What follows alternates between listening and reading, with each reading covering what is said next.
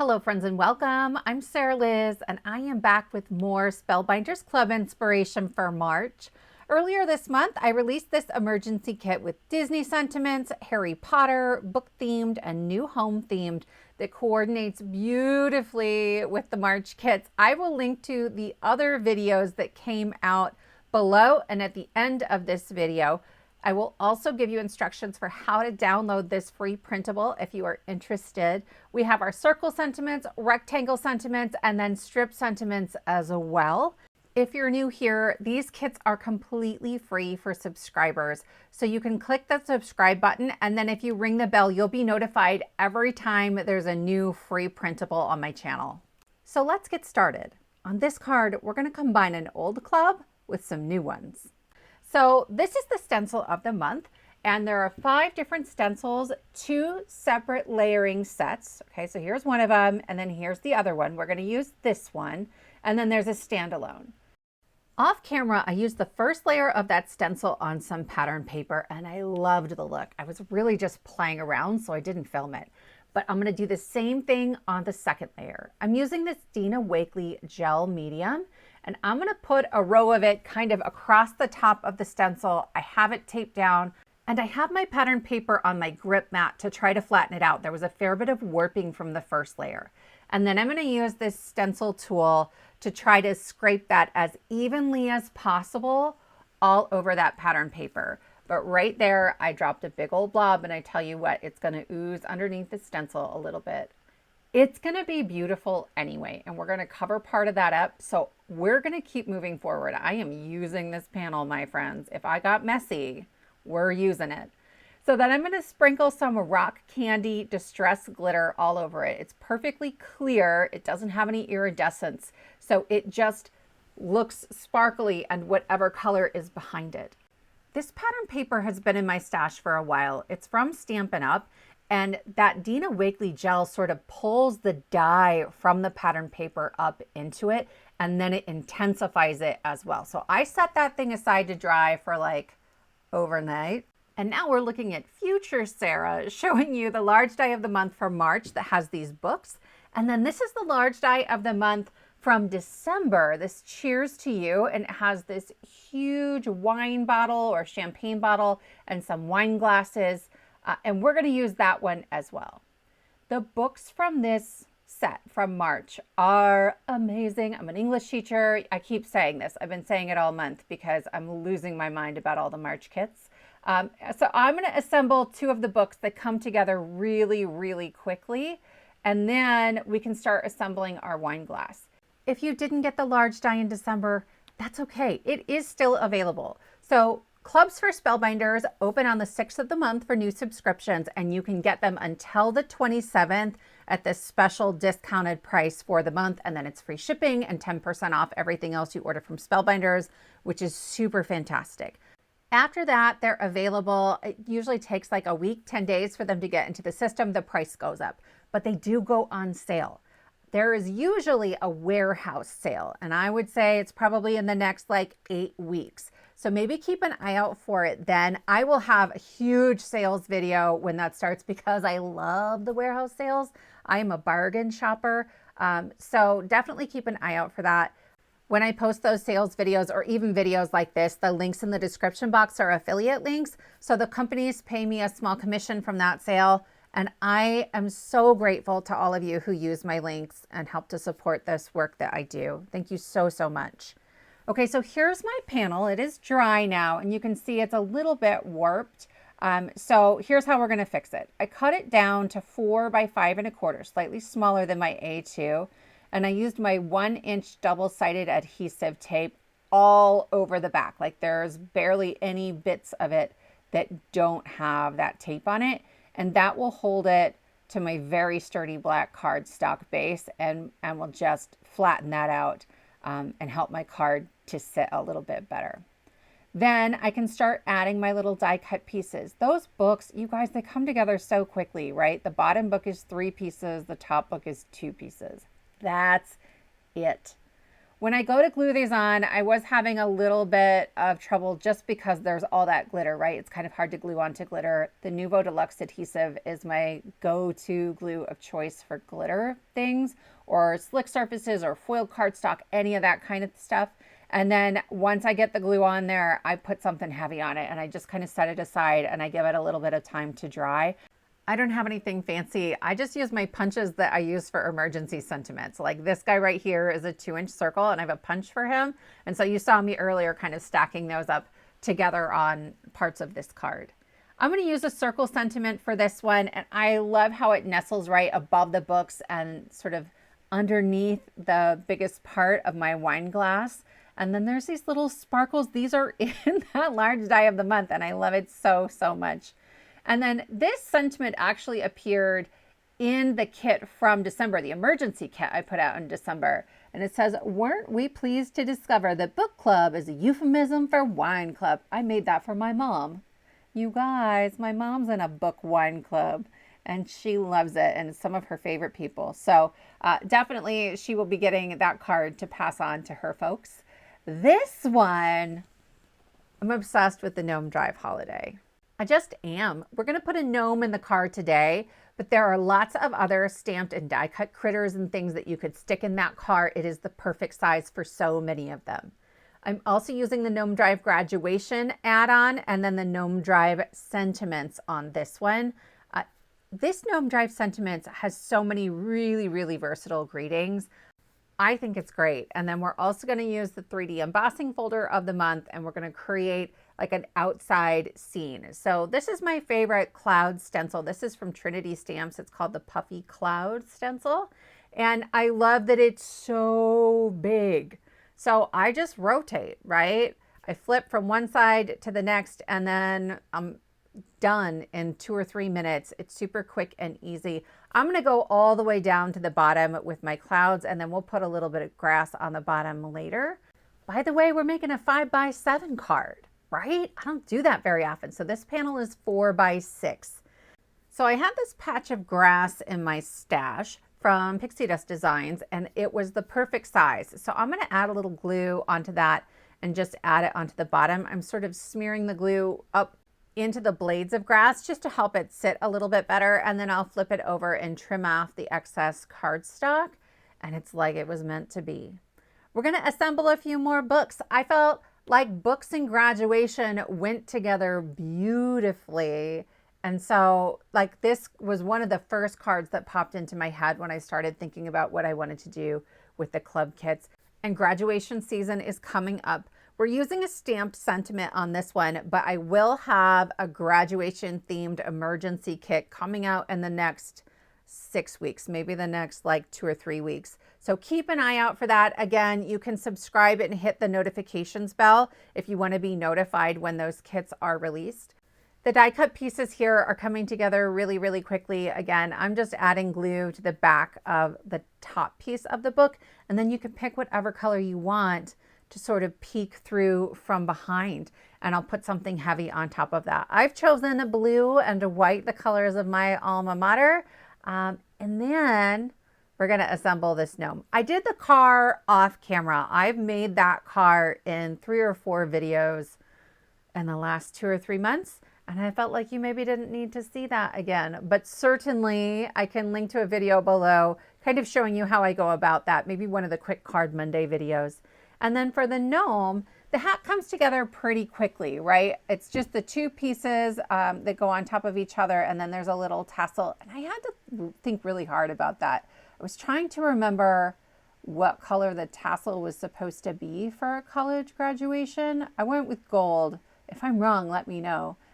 This is a thing I should know. You guys, I'm a college instructor, but I was having a day. And then here, it's worth noting there's a little funky something about this bow. So it's not a traditional looking bow. It's sort of off to the side. So I'm going to glue the 2 loop pieces onto each other before I add it onto the scroll. Okay, and then that way it just helped me to get my placement right. By the way, I assembled all of that in the new craft Stax trays from Spellbinders. They have been magical, helping me organize all of the cards that I'm making and filming and things like that. And it's a really great like way, especially the top piece, right? It's supposed to be the lid of the tray. But it's so shallow, it's super easy to just keep the pieces in there and glue them together. And then I'm not losing things all over my desk. So I am adding congratulations in some black ink towards the top right of my panel. And then I'm putting a piece of acetate over the top because I also want to stamp "You did it." I didn't stamp them at the same time because then the words get a little further apart that I want. I want them nice and close so it kind of looks like it's one stamp. So I will stamp that onto my acetate, make sure I like where it's at, make sure that it's straight, and then I can just wipe that ink off with a dry cloth and then stamp it onto my panel. And I know that it's going to be perfect and I'm not going to have to redo all of that cloudy goodness on the background. See, it's so perfect. So here's a piece of blue cardstock. This is 5x7. It'll cover our entire card base and I'm going to stick it in our 3D embossing folder. It's called the Classic Backdrop. This embossing folder is brilliant. Like, it will work for any occasion, for masculine cards and feminine cards, for fancy holidays and not fancy holidays. So if you were going to get one club, I would get this one. I've been saying it all month, even though I'm obsessed with all the books. That's the one you'll probably get the most use out of. Then I added some 2-inch foam strips onto the back of my panel, a little bit of wet glue to make sure I've got some wiggle room. You can see I put it down and pulled it back up. I couldn't have done that without the wet glue or it would have torn everything. But the second time we got it just right. Once I get that panel on there, I'll start adding my die cut pieces. This part is pretty easy. So one book at the bottom. I know I'm covering up most of that grass. Maybe I didn't need to, to make a grass shaped piece there, but I had it in my stash because I don't throw anything away. Would you guys have kept that? Like if you had cut just a little extra piece of grass, would you have put that in your stash somewhere? And then would you remember that you had it, right? That's really the piece to me that's most shocking. I added a little glue onto my gnome and picked him up with the car so I could get the placement right. And then I'll do the same thing with the scroll. And then I can put the whole thing onto the card at the same time. I wanted to pop it up a little bit. So these are just the 1mm thin foam squares from Spellbinders. I want this to be an easy mailer. There's already some foam behind our white panel. So I kept it pretty thin on that second go round. And that will finish up card number 2. You could do this in any colors for any graduation, and I love it so much. On this third card, I'm going to change my mind a lot. There are pieces in the large die of the month that we didn't use on the other cards. So there's a house, there's some trees. We're going to put this whole thing together, and then I'm going to steal this fence from the large die of the month that came out, oh gosh, maybe in October. And then these are the stylish ovals. So I'm going to take 2 of those. I skipped the 3 largest, but 2 slightly smaller than that. And we'll use the classic backdrop once again, and we'll just find another way to use that. So I've added a little bit of moisture to that cardstock, and I'm going to take my time and get it lined up just right. And then I'll run that through my die cutting machine and have my beautifully embossed panel. Then I have 2 pieces of solid colored cardstock. I'm taking an A2 panel and the larger of my ovals, and I'm going to cut that out of the center. Then this darker piece is ever so slightly smaller, right? And I'm going to take my smaller oval and I'm going to get it lined up inside of the purple panel. Okay, so I'm going to tape it down where I think it needs to go. Quite frankly, I didn't need to work this hard on it. I can always just trim off the excess. But what I want is a little blue circle or oval going around the inside of my frame. Okay, so I'm going to add glue just onto the lavender piece and only around the very edge of the oval. And then I will line it up over top of the blue one. I don't get it quite right. It didn't go through my die cutting machine quite right, but it's not a big deal. I'm going to take my scissors and cut off that excess. So you may have noticed when I showed you the card before we started, that card isn't lavender. There's no purple anywhere on it, and I'm not going to make that choice until the card is nearly done. Part of what I'm excited to show you in this card is how you can just keep pushing through and changing things and taking your card carefully apart and reassembling it until you're happy with it, right? I have sometimes a very narrow window of what I am going to be happy with on a card. So I just keep playing with it. I can't remember the last time I threw a card away. I think I did once last year. Couldn't even tell you what card it was. I just keep working. So here I am assembling my house. And again, I'm going to I changed my mind so many times. I cut out dark yellow for the windows and I didn't like it. So then I cut out light yellow. I put the light yellow in the windows and then I'm going to change it again later, one piece at a time. I'm holding up my ovals just to get the placement for my trees to figure out how far in they need to go. And then I'm going to play around with the placement of the leaves. I cut them all out twice from one color and then twice from another color because I just wasn't sure which ones I wanted or how many I needed.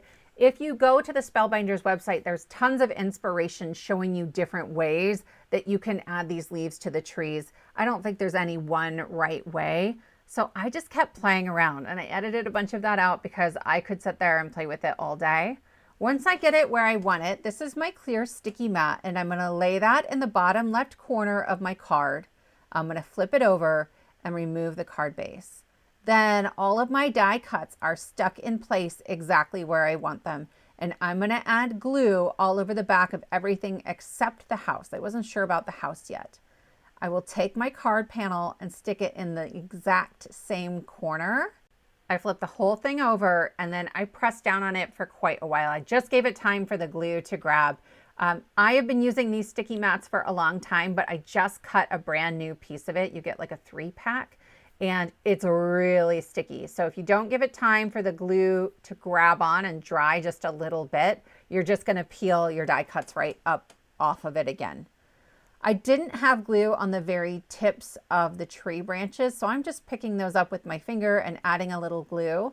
I also have some of these small leaf clusters that weren't exposed the first time I added glue, like it's completely overlapping other die cut pieces. But I can just add glue onto those, lay it down in the same corner again, and it's perfect. I'm getting impatient here, right? And so you can see I'm having a hard time getting them to stick to the card instead of the sticky mat. Just be patient. Just give it a minute to dry before you go trying to peel that off. I think this was the first card I made with the new sticky mat and I hadn't quite figured that out yet.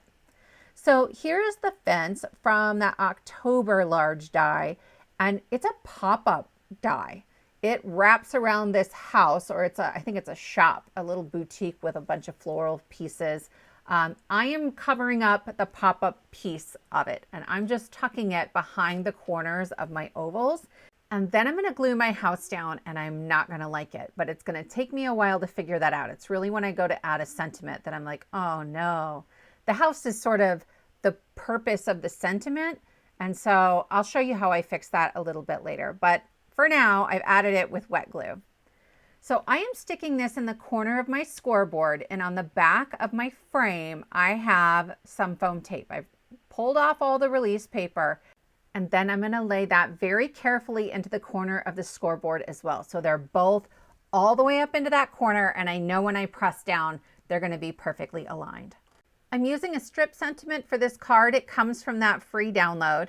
And I am just trimming off the sides so that the tick marks touch either side of my cardstock.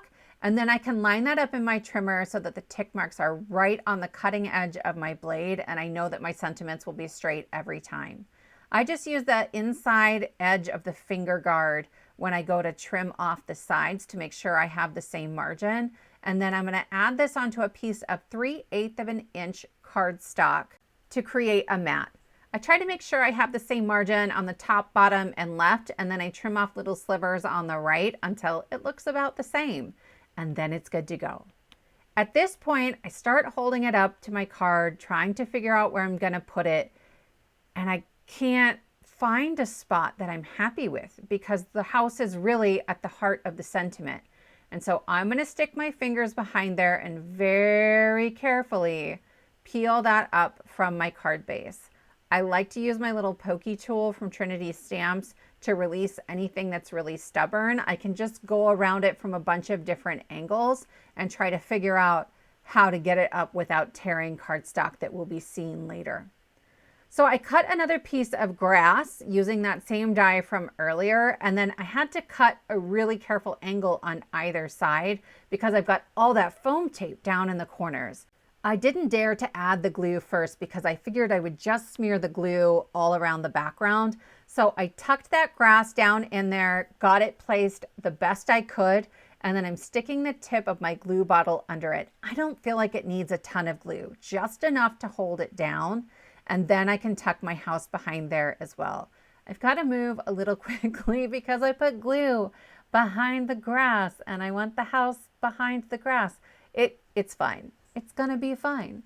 So I'm going to tuck that right down in there, and I'm moving the house as far to the right as I can.